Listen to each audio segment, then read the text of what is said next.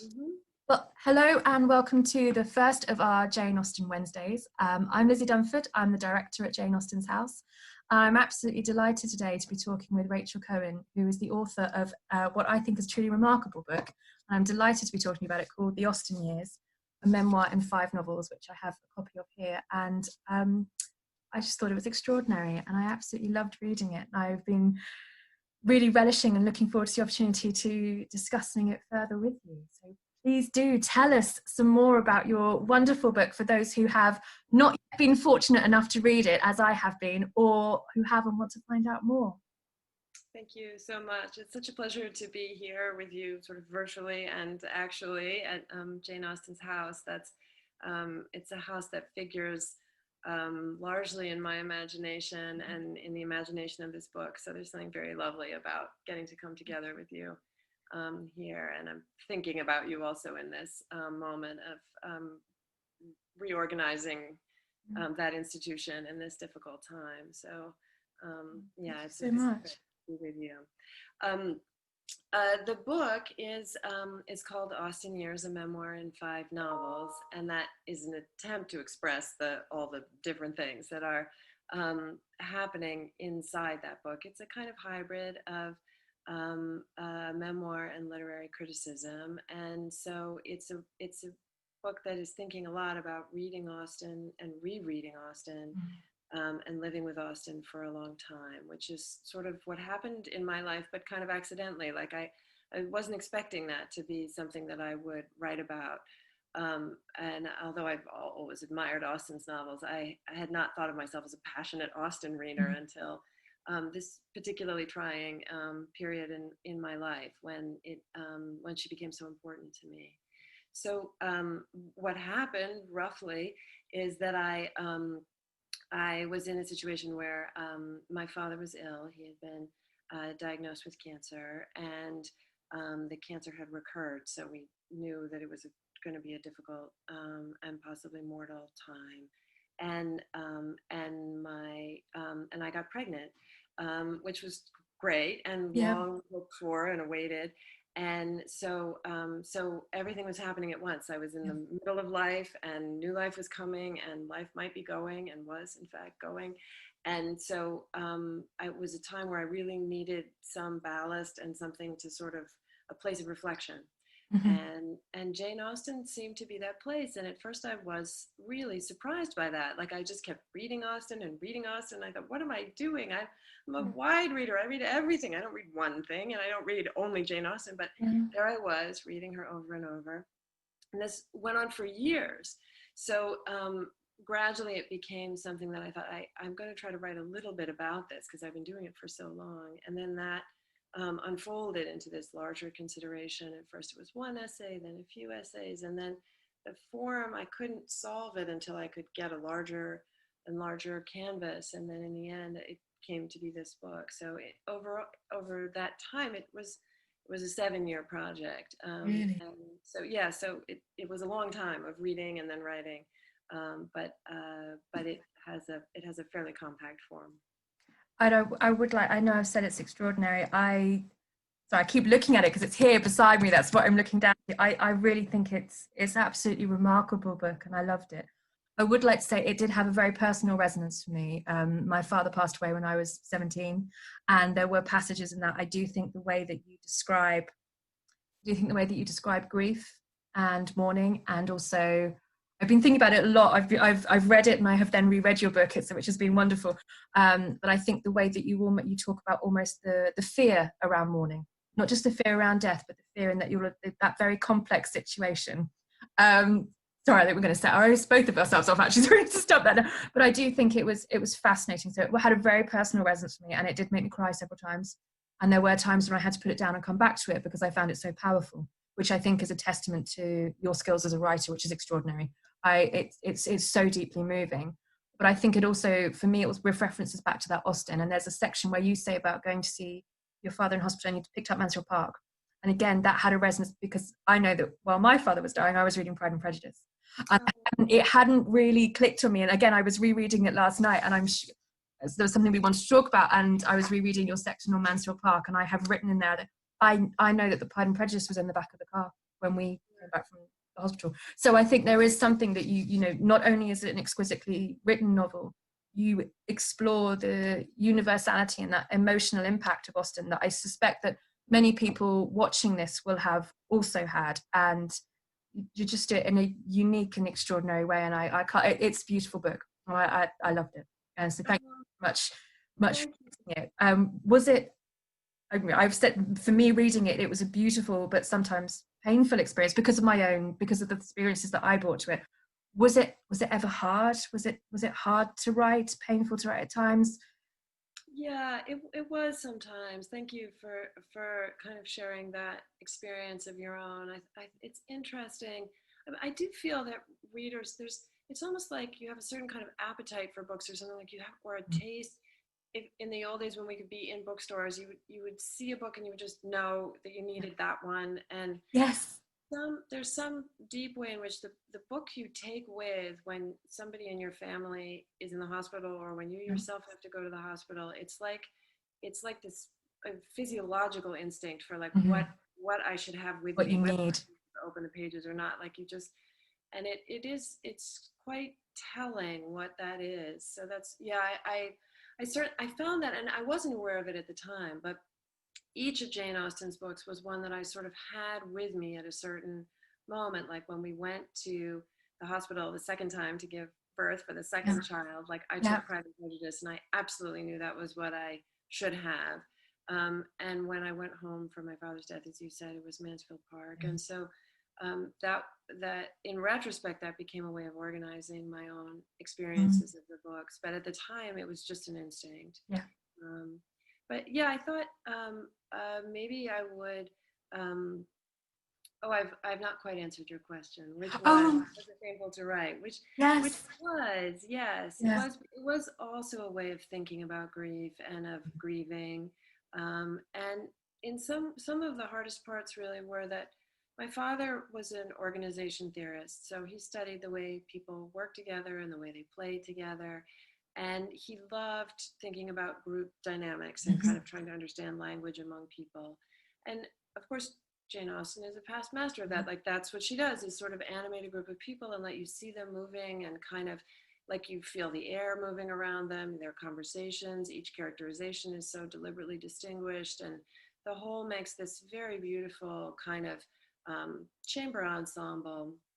So thinking about my father's work and thinking about Jane Austen together was very moving. And so sometimes the hard thing was not only the personal memories, like writing about the hospital, of course, was difficult, but trying to think about his work and having my own sense of what that work might continue to mean, and also the sense of the limitations, that there's so much about his work that I can't render, and this isn't the place to do it. And so kind of feeling the legacy, and that also was a difficult, sometimes heartrending part. Yes, but you express it so beautifully. What I thought I would say is that there's a little part of the book. I picked a few little places that to kind of read, and there's one that, because I do think that we tend to think of Austen as a lighthearted writer. Oh, she's a writer of the kind of the ball scene, the witty marriage proposal scene. But there's a lot of grief in Austen. There is, are grieving, and grief was very common in that time because, of course, there were many mortal illnesses that people died from that they don't die from any longer. Many of the women she knew were dying in childbirth. That was a very real, quite a frightening percentage, actually, when you look at her brother's wives. She had two sisters-in-law to whom she was very close who died in childbirth or right after. So it was real to her that women were dying in their 20s, 30s, 40s, and of course men too. And then it was the middle of the Napoleonic Wars. Everybody was off at sea. Her brothers were at sea in battles, just missing the Battle of Trafalgar and stuff. So everybody was dying, and so you can, once you start to look for it, there's grief and mourning at the edge of all her books, sometimes front and center. But when after my father died, and the year after he died, the book that I read really a lot was Sense and Sensibility, and it was surprisingly a year later that I was like, their father dies at the Yeah. beginning of the book. This is a book about a father dying and what the Yeah. daughters do in the year after his death. But I read that book so many times without even quite noticing that that's the frame for it. That's the beginning of it. So I thought I would read a little bit in the book Wonderful. about that, about Sense and Sensibility and Thank reading you. it in that year. That winter, I almost always began from the place, fairly late in the book, where Marianne falls ill and recovers. Marianne's illness is like Marianne herself, dramatic and consuming. Eleanor, intending to her, is not at first worried, and then she is very worried. The cold turns frighteningly feverish. Marianne's life is in danger. The morbidity of her self-involvement, Eleanor has told her that she's exacerbating her own grief and that she might kill herself, has become real. In the year following a death, all beds may seem close to deathbeds. Austen describes how Eleanor was almost hopeless and how she went on, scarcely stirring from her sister's bed, her thoughts wandering from one image of grief, one suffering friend, to another. Reading, I felt I could imagine certain unbidden images that Eleanor's mind wandered past. When Marianne is ill, both sisters play again the death of their father, but they do not speak of it to each other. It did not occur to me that Marianne might be ill with the starkness of early impacted grief, or that I wanted to see her get up from that bed and go on. I had an almost physical need to arrive at the road that ran in front of Barton Cottage, where, at last, and for the first time in the novel, the two sisters take a walk that is really together. Over and over, even though I knew my daughter would be up fresh in the morning, standing in her crib and calling, I stayed up until midnight and 1 and 2 to read every page, that whole last third of the book again. It's beautiful, and I think it was very, I would say, agree with you very much there, that in the first year after a death, when it's particularly a very close family member that's died, it does, I don't want to say cast a shade because it's complicated, but you do, any small incident does become larger. It is a complicated, it does affect every aspect of your being and thought in a way that you don't quite understand. And I think you're absolutely right, that analysis of sensibility and Eleanor's and Marianne's, that suddenly desperate, they've been keeping going, and then it's no, they can't, they've got to stop. They have to take cause, that life has just carried on for them, and that does, which does happen. It does happen in real life, in that for you go on and do the funeral and do the move, and life starts, and then there's a point where you have to stop and you have to take stock. And I think, yes, it's beautiful. Yeah, that really happens in that moment in the novel. And I found that the patterns of my rereading kind of taught me things about the books, and it's a funny and sort of slow method, but I teach at the University of Chicago, and I write a lot about books and reading and different writers and what they were doing, but this kind of literary analysis was quite different. It was almost like I could track what was important in the books by which pages were the most worn out, like which ones were folded down and which ones had the most lines on them. And I knew when I started writing what I was gravitating toward, because I had just read, it was like I'd read tracks into the books, like the way you would walk a path until you had worn the grass away. So I was really inspired by the way of rereading novels. I've read from start to finish, but actually I did last night. I was thinking about Miss Bates and Emma we'd been having a conversation about her at work, and I just read the Box Hill picnic scene, which I hadn't done before. And actually, I think I would really recommend it to any readers of Austen who haven't done it, to just take a chapter out and just read a scene. And my goodness, it's extraordinary. You just see it without the build up and without the end. It almost makes them shine even more brightly. They are just, and you pick up, and for me, Frank Churchill's just horrible in it. See it, you just see you do have to know what's happening before and after, but when you know, and then you look in isolation, goodness, it's like putting a magnifying glass happening. And it's a really revelatory way of rereading Austen, and it's absolutely inspiring, and really has. I've started doing it with Emma, and I'm relatively recent to Jane Austen's house, and I have reread everything since I started, apart from Pride and Prejudice. and I've reread Persuasion twice, and I've reread Emma twice, and I've got back. For some reason, Pride and Prejudice is such a special novel. I haven't been able to go and reread it yet, but I am going to do it with this. Yeah. I'm not going to start at the beginning to end. I'm going to find myself specific chapters, and I'm going to reread Austen following and re-engage with Pride and Prejudice. For some reason, I've just got to, I don't know why, it's so special to be reading it from the place where it was revised, and it's a little mental block for me, but I'm going to actually follow this. I think I'm going to start with Mr. Collins and go from there. So funny. He's so funny when you do, and it's very well described. Your description. That's exactly the thing. If you go into some piece being already familiar, so you know what's significant and how to think about the proportions and significance, then every little phrase is so brilliant and so precisely positioned, and you just it is astonishing. It's really it magnifies that.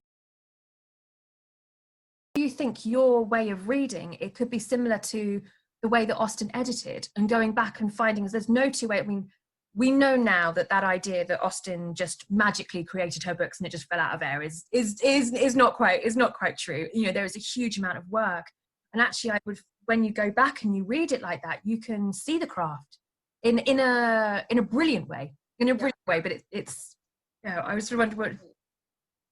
Yeah, I think that's really true. Like when you reread it, you see how like every word is in. Like if you just track a single word through Austen, I started doing this more. There's a lovely old book by Stuart Tave in an American called Jane Austen's Words, where he kind of looks at each word and sees how it follows through. Yeah. And it's really her each word has its special constellation of meanings and is being kind of carefully used in certain situations. And so there's sort of she must have edited at this incredibly fine grain, like, and the books have a palette as each Shakespearean play does. Like if you're reading Macbeth, like it's full of blood and gore, and like all the words have this goriness to them, and it's the language is particular to that play. And the same is true in Austen. Like the language of Mansfield Park is different than the language of Emma, which is different again than Pride and Prejudice. And so the atmosphere of the book is really in every word. And when you go and excise a little bit and read it at night and kind of look at it, you can feel the precision. I think, yes, I think I probably did read a little bit the way she edited, and I am myself a rewriter. Like I write kind of hundreds of drafts in order to get the thing that I want, and I do a lot of cutting and taking apart, and this little phrase will work, but the rest of this goes. And so that process, that gives me a little window into thinking about what it might have been like for that much greater mind. And I think another thing that it's a little bit like is practicing the piano, at least for me. Like that was early artistic training. Like I took piano lessons for a long time, and I still play. And when you practice, you go over and over, and you shift a little, and you add a little bit more tone to one note and see if that's better. And she loved the piano. She played every morning. It was the first thing she did when she got up. And I sometimes have imagined that revision and music were related for her in that way, that you're sort of doing the thing, you do it again, like you live it again, you perform it again, and then that becomes the new version of it. And I think she did think of her books out loud. She thought of them being read in the evenings by her family or other families. And so there was a kind of way that revision was related to sort of like performance or reenacting of the book. And all those things I think you can feel in the revision. But maybe not everyone in the audience does, that we have no drafts of Austen, but only this late set couple of chapters from Persuasion that she rewrote and kept the draft of. And it's incredible how different those two things are, the early version and the later version. And you just can see the mastery, the kind of ability to open out this world in what she kind of asked of herself when she rewrote that chapter. So Woolf too, Virginia Woolf is a beautiful reader of Austen's rewriting. Like she has really, there are lovely passages in Woolf's essays about how she imagined Austen rewriting. I do find that connection as well between Austen and Woolf, which you bring out beautifully through your book, is so interesting. Woolf, again, an astonishing writer with the stream of consciousness, but again, a writer who it's supposed to, you feel like it's unpracticed and it just comes out. But Virginia Woolf was such a master of structure. She knew exactly what she was doing. She didn't sit there and it came out one day. This is a really crafted thing. And I think I do think it's very beautiful, those links that you draw between very emotive, very feeling female writer, which Woolf was. She had we know so much about her inner life and her feelings. And actually to see her discussing Austen, who we don't really know that much about, and who in some ways, famously, Charlotte Bronte, she's seen as being an unfeeling woman. But I think reading Woolf's response to Austen it brings a whole new different, and then with your layer of response on top to what I just think that's fascinating, those layerings of emotion and feeling and thought and creation coming out through these three very talented female writers' works in different decades, in different centuries, almost 100 years apart from each other. Actually, you layer it up through different experiences, and I thought it was extraordinary. I also found really interesting the way you analyze with Emma the use of the word a heroine that no one but myself might like. Use of the word like in that when it comes to similarity, and I thought that was fascinating. I wondered if you wanted to talk a little bit more about that use of the word like. I thought it was really interesting. It's a very short section, but it was really interesting. Oh, great. Yeah, that's a nice thing to have landed on. Yeah, well, there's this is the thing that Jane Austen is remembered by her relations to have said when she started the book. She said, "I'm going to take a heroine," or maybe it's in a letter. "I'm going to take a heroine that no one but myself will much like," and so that kind of then people write about that. Is Emma likable, dislikable? And of course, she's a complicated mixture of the two. Some people can't stand her, some people adore her. And what? I love Emma. I think she's but she's so real. She's so real. Yes, I know. I find I have come to love her, but early on I recoiled, and this is part of the thing that I was thinking about, from being too like her. Like it's a thing where you feel very identified with her because you're in her consciousness in this very surprising and complex way.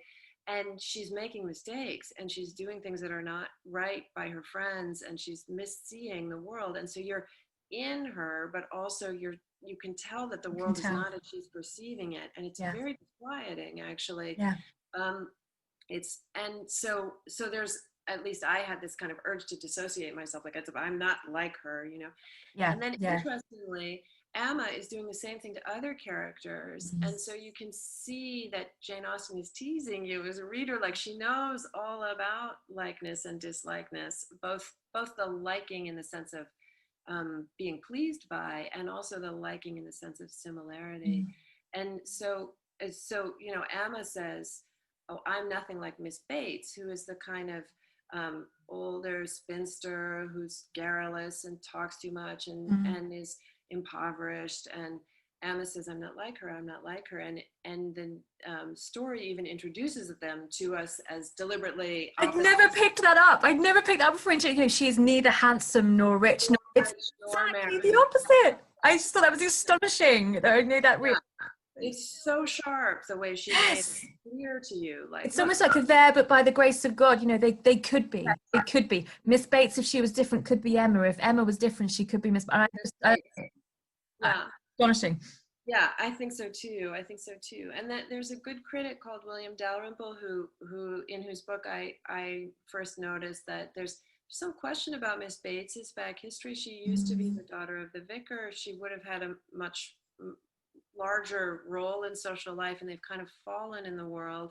And there's question of what might be her back romantic history. I'll leave that to readers to think about if you return to Emma. But it actually can really be a question, like who Emma and Miss Bates are much closer than one might think. Yes. I think people standardly say about Emma, oh, I read it and at first I didn't understand the significance of Miss Bates, but then I realized like you have to be kind to older spinsters. But that's not There's really so many more. I do think. low level. Yeah, I know that I do. I have found this with Emma, and every time I reread Emma. So it was one of the things I was really looking forward to reading your book, because with Emma in particular, I have found that every single time I have reread it, I find something new, and it's Yeah. not what I expect, and it's something brilliant. Every time there's a sentence that I hit upon that is just astonishing in its brilliance. So it was really fabulous to have effectively your guided rereading, which was really interesting. Yeah. Another thing I wanted to talk to you about, which I think was very personal to your experience as well, was Jane Austen and the theatre, and it runs for a bit. And your mother is a theatre director. Yes, that's right. She is a theater director, and I grew up in the theater and going to the theater, and so plays are a large part of my own literary background, and maybe that made me more sensitive to that. There are many people who write well about Austen and the theater, and it's a widely, understood thing. But I think Paula Byrne's Yes. really great biography is part of what got me paying attention to just how much Austen was going to the theater, that was like her brother Henry was living in London. She was going as much as she could. There were actresses and actors whose careers she followed. She wanted to be sure to see so-and-so do this. And who she was quite critical of, some of them. Yes. True Austenian fashion. She didn't like them. She wrote a very good review. Her sister would get she was a reviewer, and, to her sister. And then, and also just that the plays were so much part of their, they would read Shakespeare out loud at night, and that they all grew up doing plays together that they had. And Claire Tomlin's biography has lovely things about that, about kind of what that was like in that those young people doing plays together and for Austen. And so I came to have a real feeling of her feeling for the theater, which is also obviously huge in Mansfield Park. There's a whole big part of that that's where the characters are doing a play together and talking about the play and who's going to be whom, and all of that is really a part of the language, which those characters, the way they, of course, we all know that every character in Austen has her own or his own sound. Like you can tell from the first few words they speak who it is who's speaking. Yeah. This has got to be Mr. Collins. This is definitely Miss Bates. And so I just think so much of that came out of the theater. And I also think that that's part of why we really, there's really space for us to enter into Austen's characters, that she's a little bit thinking of us as her readers as actors who will interpret these characters and who will kind of live in them.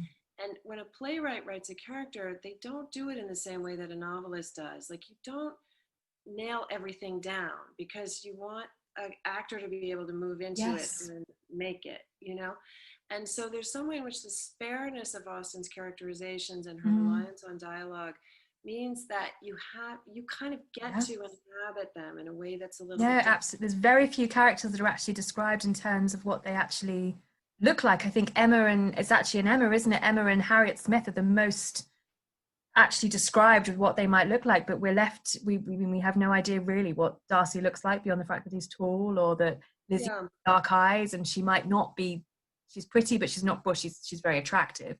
And you're absolutely right, which is the way a playwright, so you could put in different actors. You yourself kind of, as a reader, you kind of get through the interpretation, and the language also, like a great play, has a little bit of space. It's like, again, like playing music, like sometimes you can do the same song in a happy way or a sad way. Like you can kind of redo the scenes in your own mind with your own experience. And I think that's a really interesting aspect of it. It's actually it's related to another little passage that I have, so maybe I'll read that, because that will lovely. Go along. It starts with me and my husband, who's called M here, and we were just doing this last night because it's basketball season again here, postponed basketball season, so in the evenings that's often what we do. So it starts with basketball, but it comes to Austen. At night, when Em and I slump down on the brown couch, we watch basketball every night of the season. Each player, at times leading, at others follows, the five and more together with their shared character. Em and I watch and talk over the day. We review the particulars, wonderful and disheartening, surprising and tangible. But when we try to think of how we should act tomorrow, how better to raise these little children, we turn to the general. We try to find an idea of how to act that seems trustworthy. Raising children, you are immersed in particulars again, almost as you were when you were a child, but with the greater responsibility for determining in each instance when to step first, when to hang back. Jane Austen is often lauded for her attention to the quotidian, and serious readers of Austen come away with the impression that she is deft in her handling of the small things of life. But in Jane Austen, there are actually very few particulars, not many adjectives or textures or facial features. It is not that Austen herself was not delighted by particulars. You know, she wrote to Cassandra in 1808, partly laughing at her own sweet tooth, how interesting the purchase of a sponge cake is to me.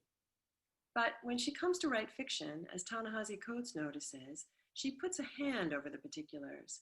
And Coates says that interruption is an appeal to, a placeholder for, our imagination. The empty place into which we step, eager not to lose the flow of the dance. When Elizabeth Bennet goes to the ball where she is shunned by Mr. Darcy, we are told only that she had dressed with more than usual care. Most of us have not got ourselves into a sprigged muslin, but we have all dressed with more than usual care. This kind of interruption, one that demands you figure out how to step in and join, fills the days of children who are engaged in the general inquiry how to act. At 6 months, both our children dimly understood be gentle. At 3, could distinguish between for real and pretend. From earliest childhood, there is action in a deep sense, shot through with understanding and the old virtues, and there is acting parts, becoming oneself by impersonation and comparison. Beautiful, thank you so much. Yeah. There was something else I was going to say, but I didn't want to say before. I loved the way you wrote about your children. Oh, thanks. I think that was some of the most powerful sections of the novel. I loved the way you talked about the purple door and it being Effie's way of organizing the world around purple. And there's a bit which is almost real hairs on the back of your neck where they stop and watch the Lee. Yeah. And I thought that was very powerful. I loved how they were almost at the center of the novel, but then they're not. And I think that was, if you see what's up, they're a thread running through in your hope for their future, particularly when you talk around current state of politics, which was in 2016 and is ever relevant in 2020.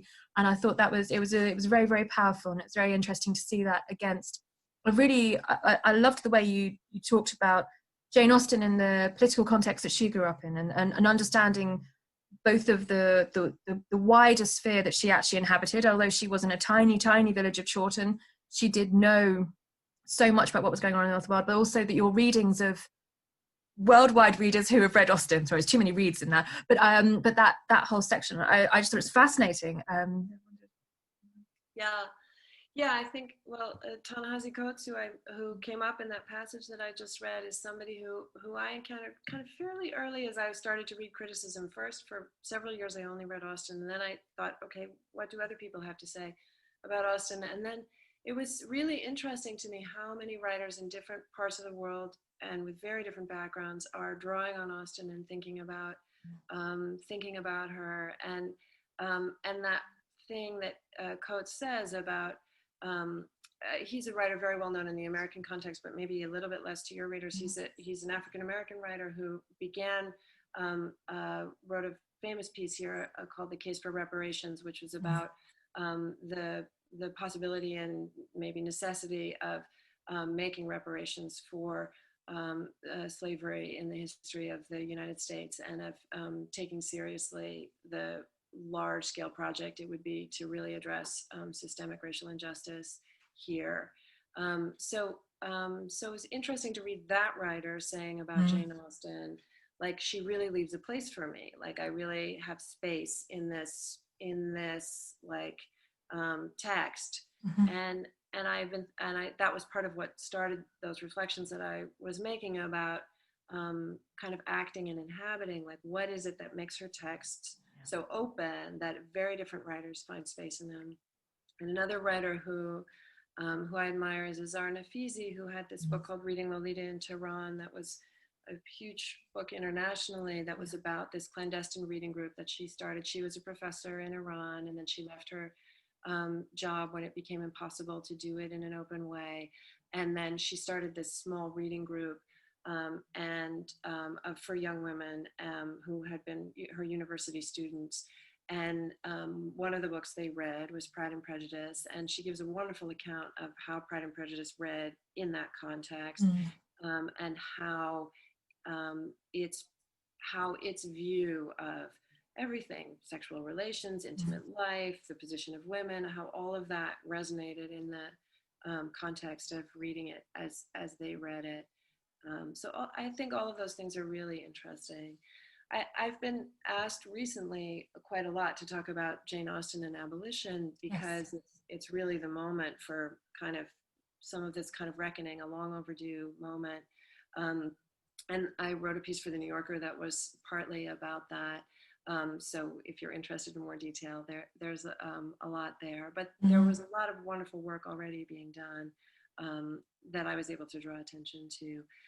I think that early on, the critic Edward Said had pointed to this.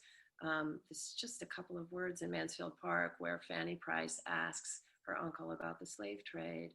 And it's so easy to overlook, like many of the tiny details in Austen that are really significant, but easy to read past.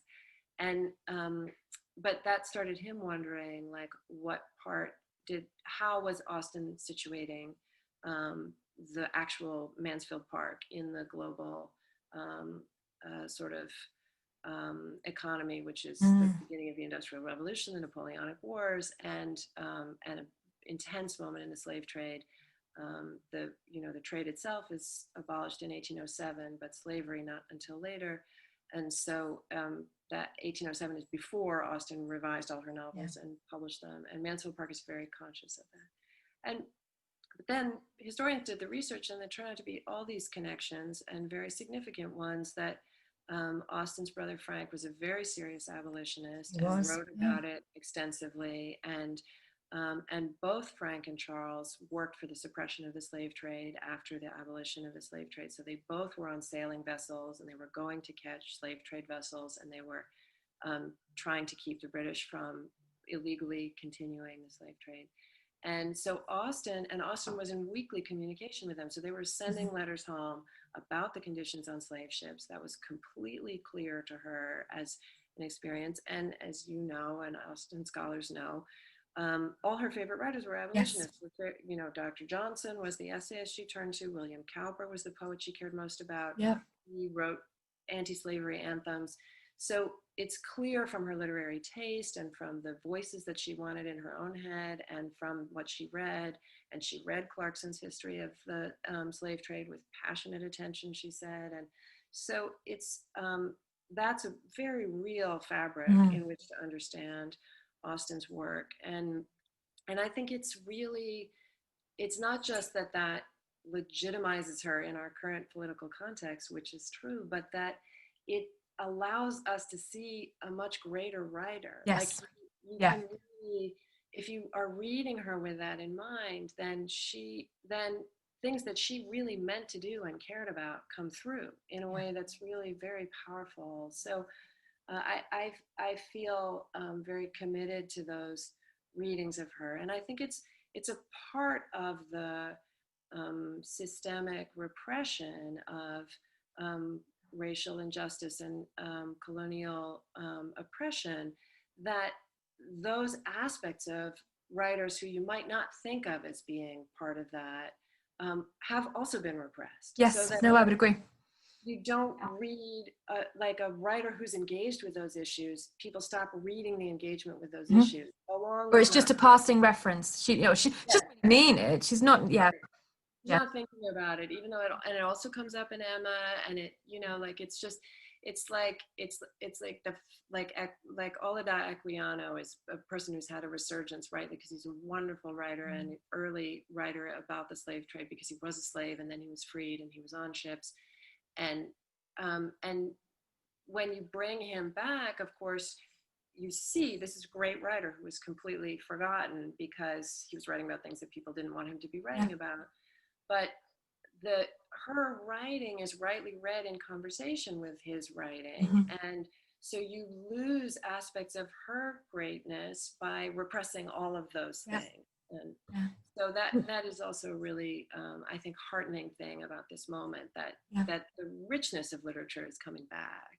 And it's all through Mansfield Park. I mean, even the title of Mansfield Park, that relates back to Lord Mansfield, isn't it, who was very involved in the repression of slavery acts and the appalling Zong case, which you about, which was, if you don't know about it, do research it. It was absolutely abhorrent.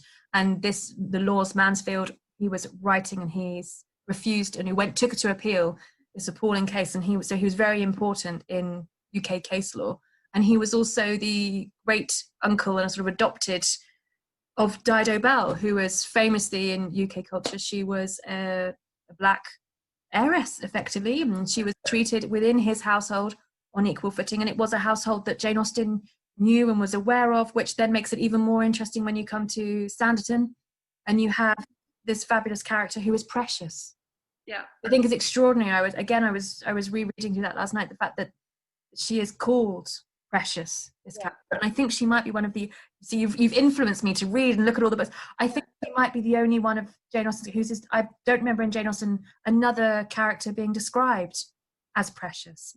Yet you have this special, she uses the phrase half mulatto, which people aren't quite sure what it means, but this girl is precious, which is extraordinary. And in a writer of 1817, but Jane Austen knew people who embraced this equality, and I think that's fascinating. And also, you put out the use of the word of Mansfield Park as a plantation.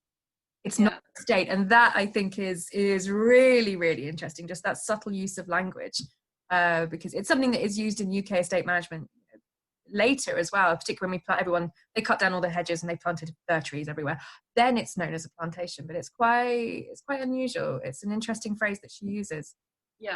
And they're right. No, she was, I mean, the Austen family had a lot of connections to the Caribbean, and they were, and her brothers were in and out of there, and two of her brothers were married to daughters of colonial officials from the Caribbean, and one met his wife in Bermuda, I think, and then she came back.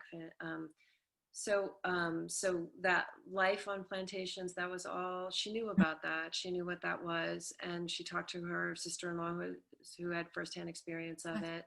And I think that's also something that we sort of forget, like what networks of information existed. Like you get used to the official networks that have made it into history, and then you don't think about these quieter personal networks.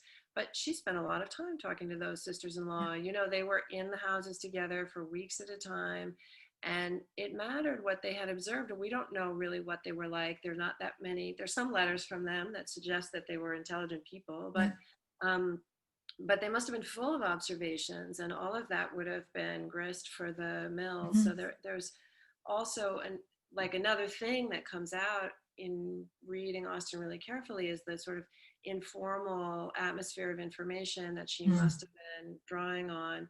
That's all these women who are extremely intelligent and don't have necessarily a public outlet for their expression, but are explaining the world to one another, and that is building up her understanding.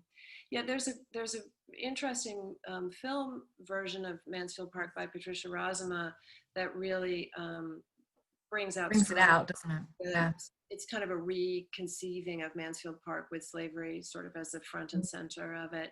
And it works in an interesting way, I think. It's not the only reading of Mansfield Park, but it's helpful in kind of bringing out what the sort of how significant that material is for that book. And I do think Mansfield Park is drawing more attention, you and I were saying, about in this moment, because it's very rich in this regard. And it's also a disturbing book. Like it's unclear. Some people are disappointed in what ends up happening for Fanny Price, but it's if you think, I said in my book that one way to think about it is Shakespeare is put into the tragedies, the comedies, and the histories. Yes.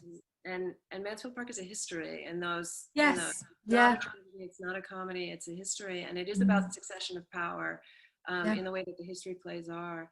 And so you really see, if you think of it that way, then it's less about does Fanny end up with the perfect man and is the marriage, and it's much more about like who is going to be in charge of Mansfield Park and how is it going to be run. And it really is a book about power and administration.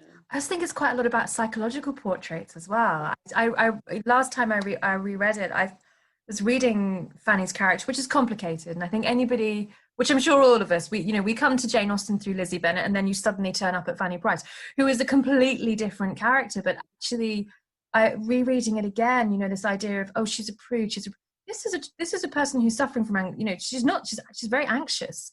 Her reactions to things are not just somebody who is, she's not just judgmental. The way she's deeply, deeply feeling, and I think that's a deliberate portrait, not a moral judgment. Yeah, that's my reading. That this is a portrait of a personality and a character, rather. And it comes back to Jane Austen in the theatre.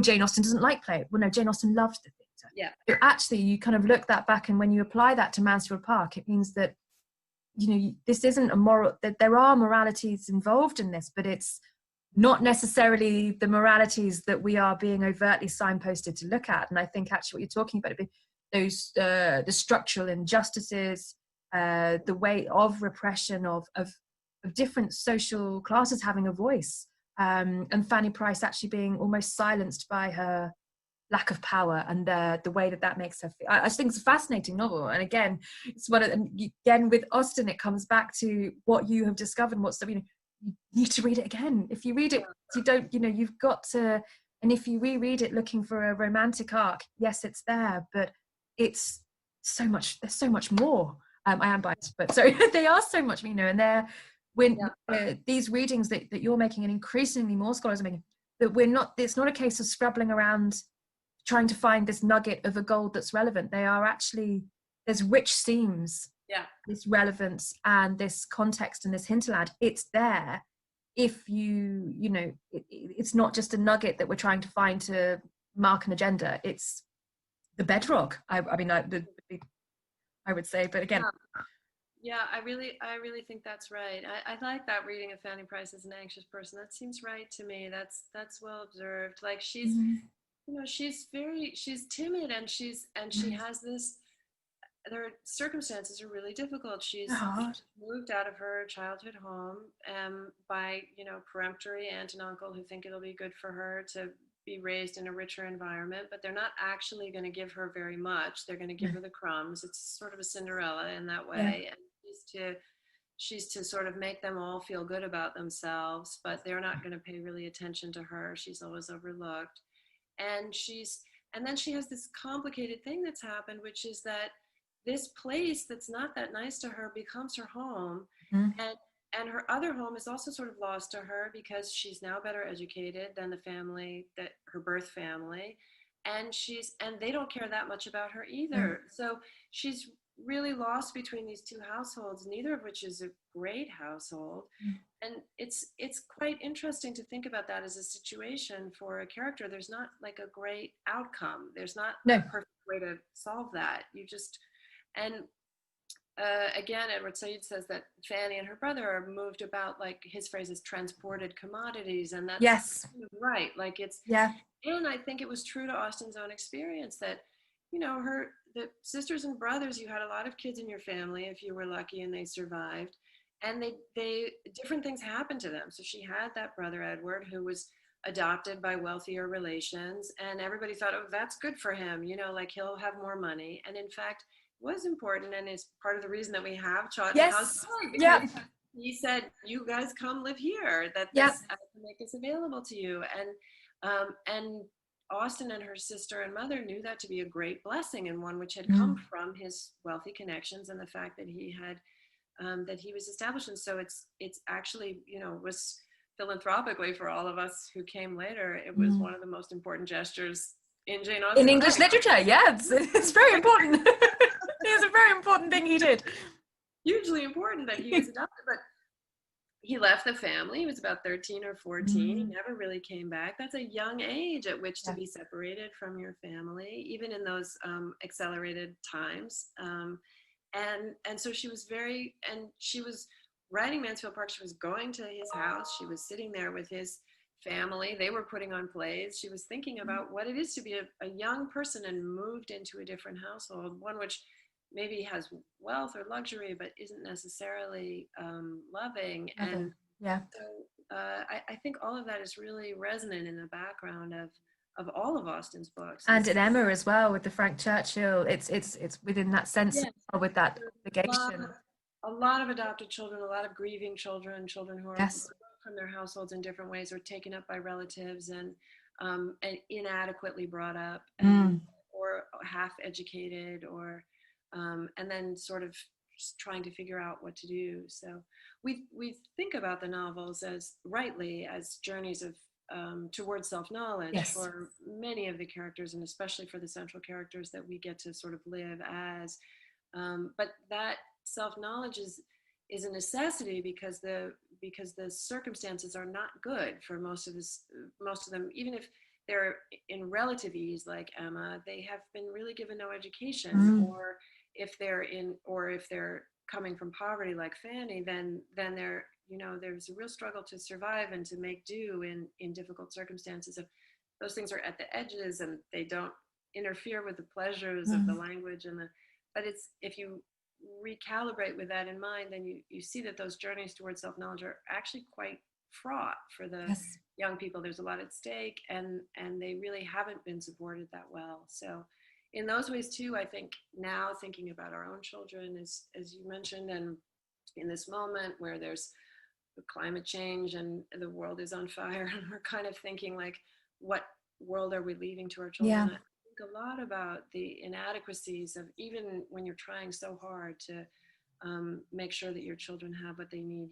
You know that you're not going to be able to give them the things that they're going to need in this uncertain future, and it's interesting to read Austen with that in mind too. Mm. I think also for us, from Jane Austen's house, I think there's also not only the sense of the search for identity, there's also a sense of a search for home. Mm-hmm. In fact, for all of her characters, they are looking for, in their own way, it's slightly, it's more subtle in some. Emma probably the least.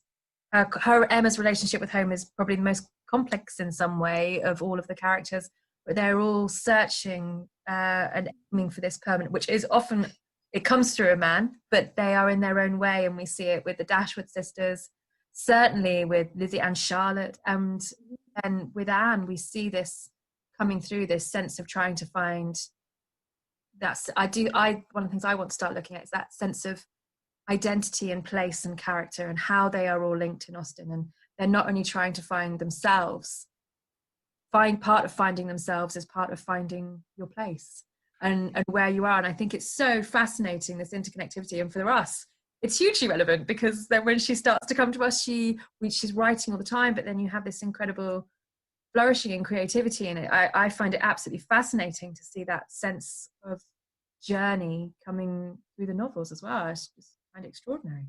Yeah, I think that's that even that little passage that I read at the beginning was partly about Marianne and Eleanor and Barton Cottage, which is Mm, likely Chawton Cottage. It seems that that's the model for it, and it's that book, which is a jagged book in a way that mm, it's odd the way it's put together, and things kind of loom out of the darkness and disappear again, and um, uh, but it resolves around taking a walk in front of Barton Cottage, the two sisters together, and it really is about them being located at home mm, there, finding that home in that cottage, and the marriages and stuff don't really make sense, partly because the book is not really about that. Like that's no, not really what brings the book to its conclusion.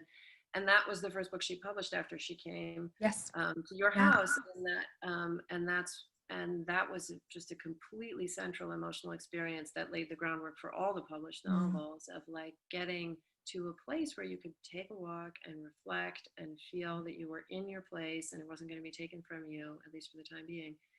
yeah, That was the ground in which mm, she could really work. And I think I mean I'm very influenced by Claire Tomlin's version of Jane Austen's life that really sees a very strong division in their having to leave their early childhood home and then being kind of vagabonds for a while, and then her father dying, which was a very big event in her life. And all of those things, when I discovered them, I felt like, oh, this is partly why I'm so drawn to these books, because this sense of looking for a place and losing your father and really being uncertain about what the future holds is in the books. I just didn't know that that's what was drawing me to them. And I found the parallels in my own experience where they really came through once I knew to look for them.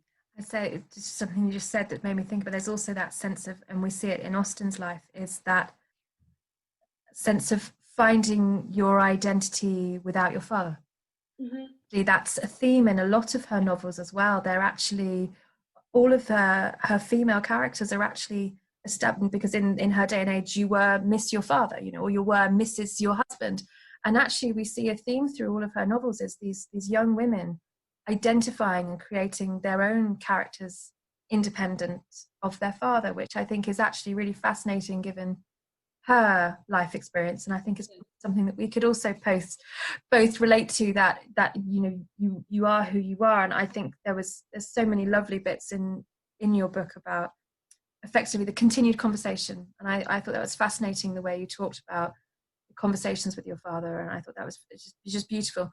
But also there was a section where you say about how much pleasure it must have given Jane when Pride and Prejudice was finished, that her father must have known Elizabeth in some way. And again, that's something when I started reading the Austen Years, I put post-it notes because I wanted to put in everything that I thought was beautiful or that I knew I would want to talk to. And then I ran out of post-it notes, and I put some more at the end, which is why there's some at the end. But I think that section was particularly moving, and I think you get that sense of continuum through Austen's life despite these great changes. And I think there is that sense of, yes, George Austen would have known Lizzie Bennet, and I just found that very moving. I thought that was extraordinary. Yeah, that was moving to me too, to think about that, because he was a big supporter of hers and gave her access to his library, which was the central feature of her education, that she read as all those things. He had a very good library, and bought her paper and things like that, which not every girl could get. And he sent Pride and Prejudice to a publisher in its earlier form when she first drafted it in the period when they were still living in Steventon before they moved away, and then the publisher rejected it. So that, you know, goes down in the annals as one of the great rejections, one of the ridiculous. There was an earlier version, and we don't know exactly what it was like. But one assumes it was worth publishing, given what else was being published. But so she knew that he supported that book and that he loved it, and they had read it out loud together. And at least we can assume that it had Lizzie Bennet in it, that it had, you know, the sort of beginning of that character, and Lizzie Bennet and her father have a very teasing and lovely relationship, and really appreciates her wit and her cleverness and her presence, and ends up going a lot to visit her after she gets married. So there's a nice relation there. But there's also criticisms of the father in Pride and Prejudice that are interesting, where she says he's a little too lax. He didn't really pay attention to providing for the children. You know, he sort of assumed everything would work out, and it didn't really work out. He's not careful enough about propriety, which ends up meaning that he's not careful enough about like his daughter's future, essentially. That like propriety, we think, oh, it's fussiness, it's manners, we're not into that. It's really important. It mattered because it was how you got on in the world, and it was about it was about the kinds of friendships and relationships you could have, and how you would be respected in the world, and how you respected other people. So it was deeply about respect and self-respect. And so she's sort of like, oh, Lizzie's like, we don't have our family, no one will like, you know, we can't be part of the world because of the way you've been. So I think that's interesting. It's so complicated, life after your parents die, and it's very different depending on when. You know, if you lose a parent when you're quite young, then you just don't have a chance to work out a lot of things with them that would come later. in that way, I was already in middle age when my father died. And so I had a different, I had a chance to have a lot of different thoughts with him and about him.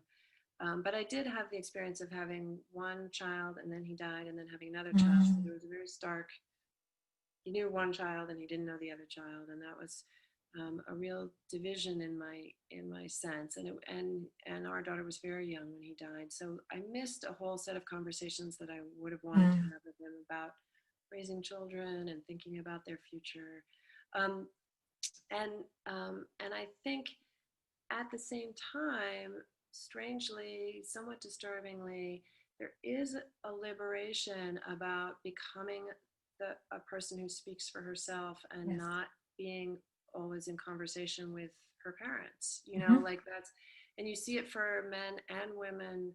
Many of the biographies I've written, there's this very clear moment where a person comes into their own artistically or intellectually when one of their parents or both of their parents die, because there's this, you stop having a certain kind of argument in private and you start having it in public because that's where it is. And so it is a moment of liberation and a moment where you move forward. It's not one you would wish for. It's not that that then justifies it or makes it worthwhile or something, but it is the effect of death. And so I imagine also that for Jane Austen, although she missed her father so much, that those novels were written partly in his absence because she had a different kind of space once she was the voice of the family. No, I would agree. I want to ask you one last. Well, I could talk to you for hours, and it's been absolutely marvelous. And I just wonder, well, I'm going to ask two questions. The first one I'm going to ask is, memoir of 5 novels. Do you think she might have written next? Not, but we have Sanditon, which could have changed. What she died so early. This is a text about mourning and grief, and I think we all Janeites, we have a sense of loss for the novels that we didn't have. We do have a sense of the loss of the huge personality that if she'd lived longer, she might have had time to memorialize herself. So we do have this cutoff point. What that sense of of loss of Austen, what might we have lost? It's a very speculative question. Yeah. I certainly, I talked toward the end of my book about how difficult I find it to read Sanditon, partly because I don't want to admit to myself that there's no more Jane Austen. Yes. Like in a way, I want to keep the illusion that there might be these other books that are there that I could get to. And it's a sorrow. It's like the early death of Mozart or Schubert or something. Like you just have this sense of this incredible talent that's only really in its first maturity, and it's you just don't know what would have happened. I mean, I think like we were talking about rewriting.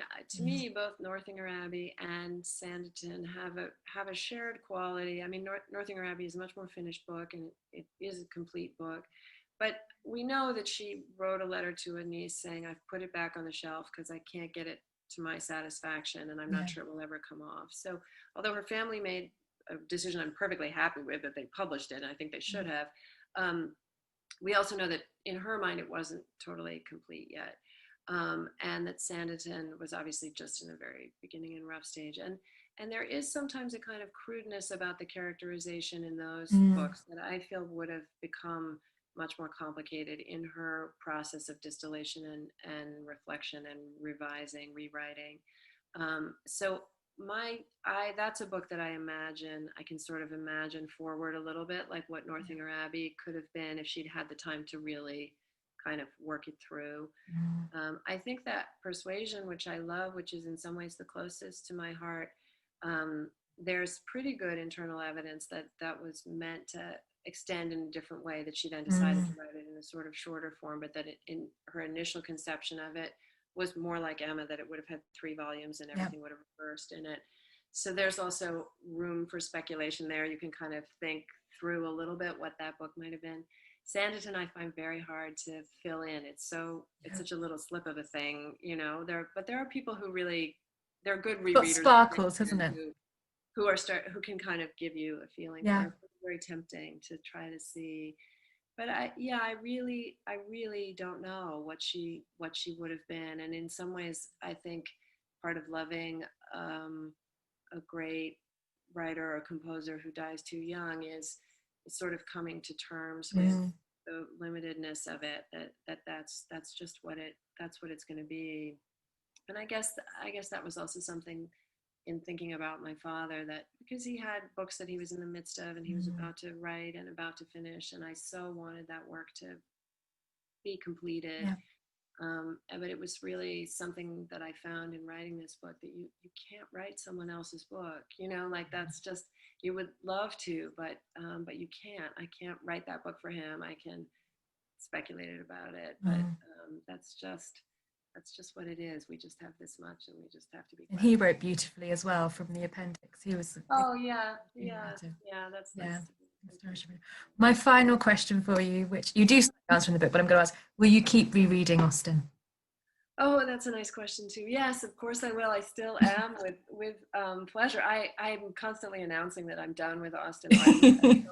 Like even in the course of this book, I thought, okay, I finished reading her, and now I'm going to write about her, and then I'm going to be done with this. And then I found that I was reading her more and more, and it especially Emma and Mansfield Park were books that their complexity, their contemporary relevance, the psychological subtlety of those characters, and persuasion.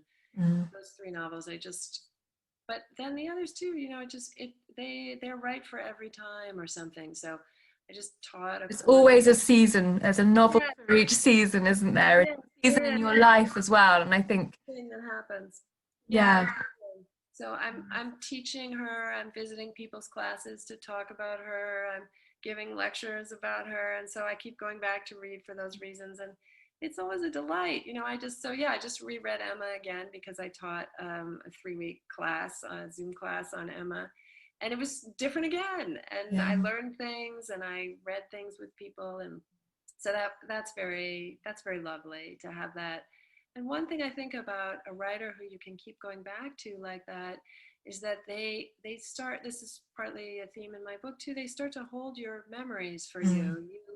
Yes. As you were describing about Pride and Prejudice and that terrible moment for you, that the books become a part of the memory. They're there with you in these different parts of life. And then when you reread them, your own different parts of life are present to you. So that's a really amazing thing that a great book can do, of kind of, so that I feel sort of held by the book. And so I know I'll read it again because I'll need access to myself, Yes. and I'll get it. Yeah, sort of that bit in your life is trapped between chapter 60 and 61 in Pride and Prejudice. Yes. It's almost like you have these photographic memories stuck in behind the pages. I know when I can open a chapter of Pride. I remember when I was reading this, and I remember when I was reading that. And I do think you're right.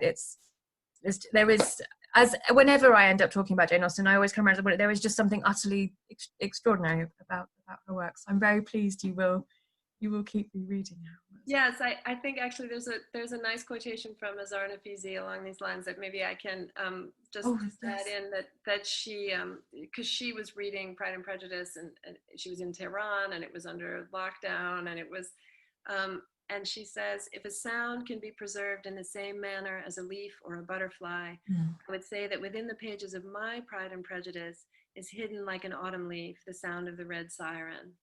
And then I said, when I put petals and leaves into books, it is for my future self to find them later dried. But I often think that it will not be me who opens the book. It will be someone else. And on that note, I would like to say a huge heartfelt thanks for spending this afternoon. It's been a real treat. I anticipated it hugely, and it's been just absolutely delicious to talk to you, and I've loved it. And I would say, if you haven't read the Austen Years, please go and get it. It's extraordinary. It will change the way you think about Austen in a hugely positive way. It will reinforce your reading, and it's just extraordinary. So thank you so much. Thank you for having me, and I'm really wishing you well. And with the reopening, and with visitors, and with new programming, and I just wish I could come and be there, because the atmosphere is so important to all of Austen. So I think that people who live within distance and can come to you in person, that's so great. Please do.